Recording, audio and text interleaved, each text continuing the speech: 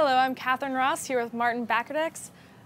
Please, this market, it's crazy. I mean, 800 points. What are your first thoughts on that? It's an amazing day, really. To be honest with you, the first thought that I had was the fact that you have the strongest hurricane to hit the North Florida coast since 1969. And that wasn't enough to support oil prices. We saw them fall more than $2 a barrel. That tells you everything you need to know about risk off today. No one wants to hold anything that has an element of risk, and therefore it's cascading across all asset classes. The Dow down 800 points, 4% drop for the NASDAQ. Collectively, this is the biggest one-day decline we've seen for 6 months in U.S. stocks, and we're going to retrace all the way back in terms of single-day decline to February.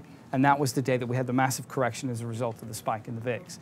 So it's difficult to find a safe space right now, but I think it suggests risk off more than anything underlying in terms of concern. There's a whole bunch of smaller concerns, but no major one, and therefore you have the cascading effect of the sell-off.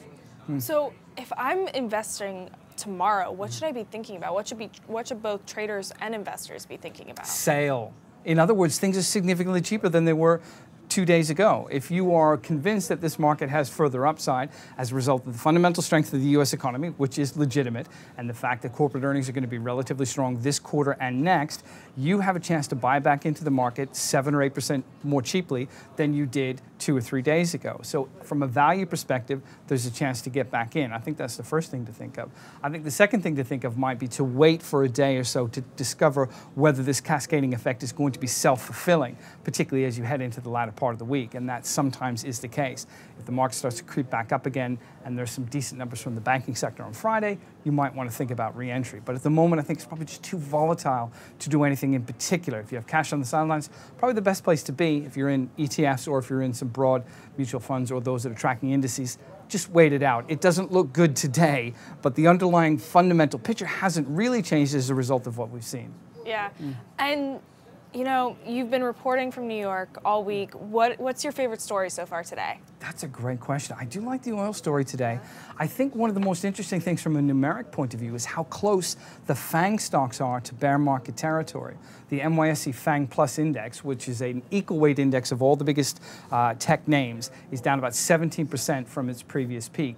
A bear market is defined as a previous peak to trough of 20%, and that tends to trigger some technical changes in the way that people value things. So the fact that the tech stocks are selling off so significantly brings us back to an earlier trade that we talked about last year, and that is the inverse correlation between tech stocks and bond yields. As bond yields rise, tech stocks tend to sell off very, very quickly. So for those of you who aren't paying attention to the bond market, it's very important that you do, because it has real and immediate implications for the tech stocks that we all love. Yeah. Okay, real quick. What do you think that the Dow will open at tomorrow? Tomorrow, I think we're probably going to open a little bit lower, to be honest with you. I don't think we'll get an immediate bounce back.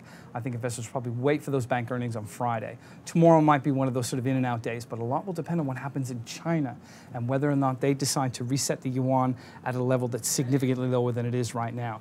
China has wobbled this week, but it hasn't completely sold off.